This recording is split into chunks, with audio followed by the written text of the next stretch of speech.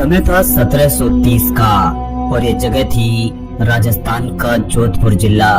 जोधपुर रियासत में राजाओं का राज हुआ करता था और उसी दौरान अजीत सिंह के बेटे अभय सिंह राजा बन जाते हैं। अभय सिंह के राजा बनते ही गुजरात से संघर्ष शुरू हो जाता है। अभय सिंह के दीवान थे गिरधरदास भंडारी। रियासतों पर दिनों दिन खतरा बढ़ता ही जा रहा था और फिर राजा जी ने जोधपुर के किले को भी मजबूत करने की ठानी और राजा अभय सिंह ने तुरंत ही एक ऐसा फरमान सुनाया जिसे दीवान गिरधरदास भंडारी भी सुनकर हैरान रह गए। राजा का आदेश भी साफ था, जोधपुर के किले को और मजबूत करना होगा और ये तभी संभव है जब बड़ी मात्रा में लकड़ियों की पूर्ति हो। असल में जब किले का निर्माण होता है तब चूने के पत्थरों को जलाने के लिए लकड़ियों की बेहद मांग होती है। महाराजा को भी बड़ी मात्रा में लकड़ियों की जरूरत थी, मगर दीवान गिरधरदास भंडारी का जवाब था, महाराज हर तरफ अकाल का छाया है, पानी बरसे हुए भी काफी समय बीत गया है, लोग पानी को तरस रहे हैं। जब हर तरफ अकाल पड़ा है तो फिर पेड़ों की लकड़ियां कहां से लाएं? महाराज ने मीटिंग बुलाई और अपने सामंतों के सामने ये प्रस्ताव रखा कि किला तो जरूर बनेगा, पेड़ों की लकड़ियों का इंतजाम अब आपके हाथों में है। और फिर आसपास के गांव में जाकर पेड़ खोजने का प्रयास किया गया। आखिर राजा का आदेश था, उसे ठुकराया तो नहीं जा सकता। और फिर एक समय वह इंतजार भी खत्म हो गया था। पता चला कि जोधपुर से करीब 26 किलोमीटर दूर खेजड़ली नाम का एक गांव है और फिर गिरधरदास भंडारी महाराजा के पास पहुंच गए थे। महाराज, हमें एक ऐसा गांव मिला है जहाँ पेड़ तो खूब है, मगर यह भी सुना है कि वे लोग जाम्बोजी के भक्त बिश्नोई है। वे लोग पेड़ों की पूजा करते हैं, वन्य जीव और पेड़ पौधों से वे बेहद लगाव रखते हैं। मुझे पूरा यकीन है महाराज, वे लोग हमें पेड़ नहीं काटने देंगे। भंडारी, तुम क्यों भूल गए हो कि मैं इस इलाके का राजा हूँ? मैं जैसा चाहूँगा वैसा ही होगा। तुम अपनी पूरी सेना लेकर जाओ और जितनी लकड़ियां मिल सके पूरी की पूरी लेकर आ जाओ। इस तरह दीवान गिरधरदास भंडारी राजा का आदेश लेकर अपनी सेना को तैयार करता है। ऊंट, घोड़े, हाथी और सेना लेकर आखिरकार वे लोग खेजड़ली गांव पहुंच ही जाते हैं। खेजड़ली एक छोटा सा गांव था, हर तरफ हरियाली ही हरियाली थी और यहाँ केवल बिश्नोई समाज के लोग ही निवास करते थे। जैसे ही राजा की सेना पहुंची तो फिर गांव में एक अजीब सी हलचल हो गई थी। सब लोग यही विचार कर रहे थे कि आखिर हमारे गांव में सेना क्यों आई है। और फिर गांव के बुजुर्ग दीवान से मिलने पहुंच गए थे। दीवान जी, आखिर क्या बात हो गई? ऐसा क्या हुआ कि आपकी पूरी सेना ने हमारे गांव को ही घेर लिया है?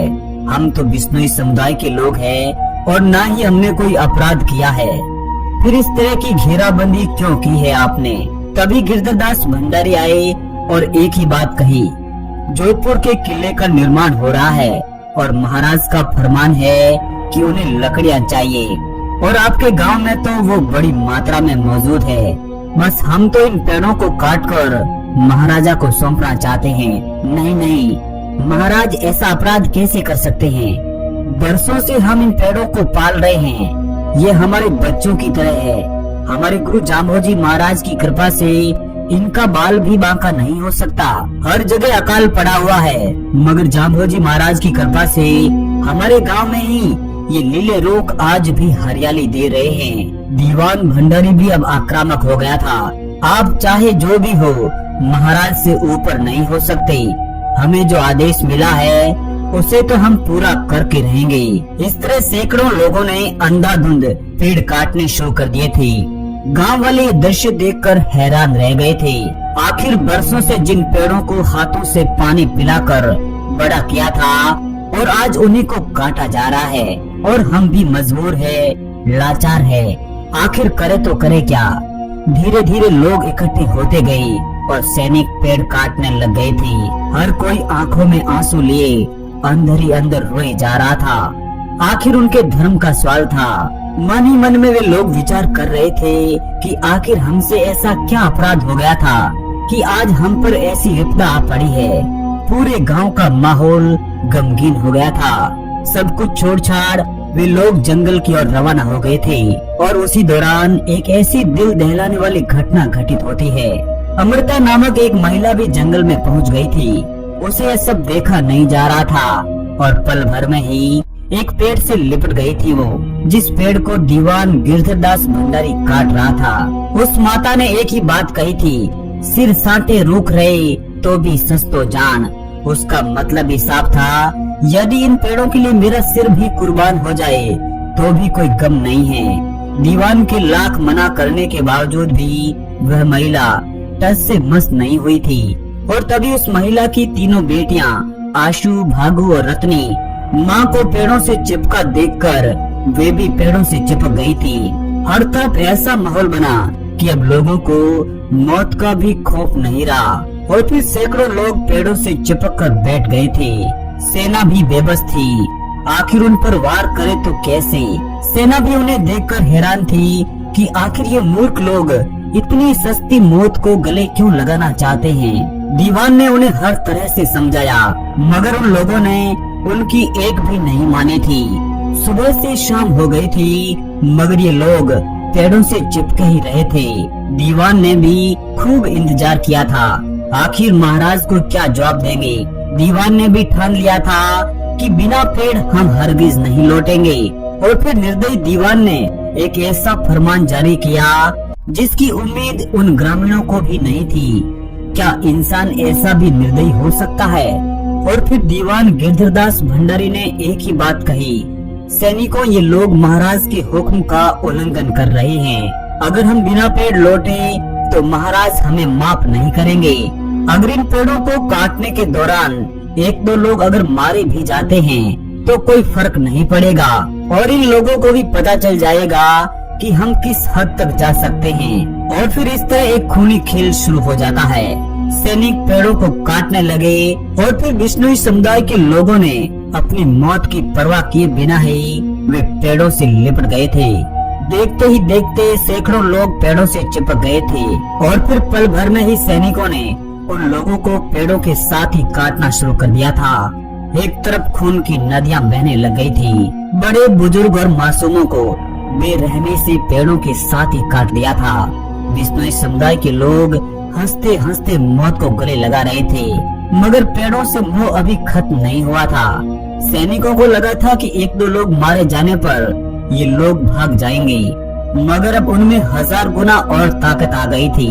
गुरु महाराज जामोजी का नाम लेकर ये लोग हंसी खुशी से मौत को गले लगाने को तैयार थे।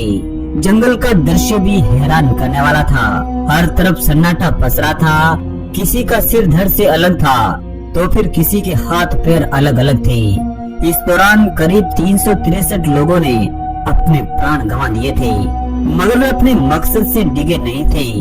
और फिर सैनिकों ने खून से सने उन पेड़ों की लकड़ियां महाराज के सामने रख दी थी। महाराज को जब ये खबर लगी तो वे भी हैरान रह गए थे। उन्हें भी अफसोस हुआ था, आखिर मेरी रियासत में एक ऐसा समुदाय भी है जो पेड़ों के लिए बलिदान भी दे सकता है। तभी महाराज ने एक आदेश दिया कि जहाँ जहाँ भी बिश्नोई समुदाय के लोग रहते हैं, आज के बाद वहाँ पर ना तो पेड़ों को काटा जाएगा और ना ही वहाँ पर शिकार किया जाएगा। वैसे बिश्नोई समुदाय के लोगों पर इस धरती को भी गर्व महसूस होगा। ये सब संभव हो पाया था उनके गुरु जाम्भोजी महाराज की कृपा से। गुरु जम्बेश्वर भगवान दुनिया के पहले पर्यावरण वैज्ञानिक थे। उन्होंने 500 वर्ष पहले ही भांप लिया था कि धरती पर संकट आने वाला है। पेड़ पौधों और वन्य जीवों को अगर नुकसान पहुंचाया तो फिर आने वाले समय में बेहद घातक परिणाम भुगतने होंगे। और आज 500 वर्ष बाद उसी का सामना कर रहे हैं। धन्य है ऐसे पर्यावरण प्रेमी समुदाय और उनके गुरु। बिश्नोई समुदाय के लोग आज भी अपने गांव में पेड़ों को काटने नहीं देते हैं और शिकार करना तो किसी के बस की बात भी नहीं है। हर बरस इस खिजड़ली गांव में दुनिया का एकमात्र पर्यावरण मेला भी बढ़ता है। नमन है ऐसी अमृता माता को। राजस्थान के इस बिश्नोई समुदाय को नमन करते हैं। जय हिंद, वंदे मातरम।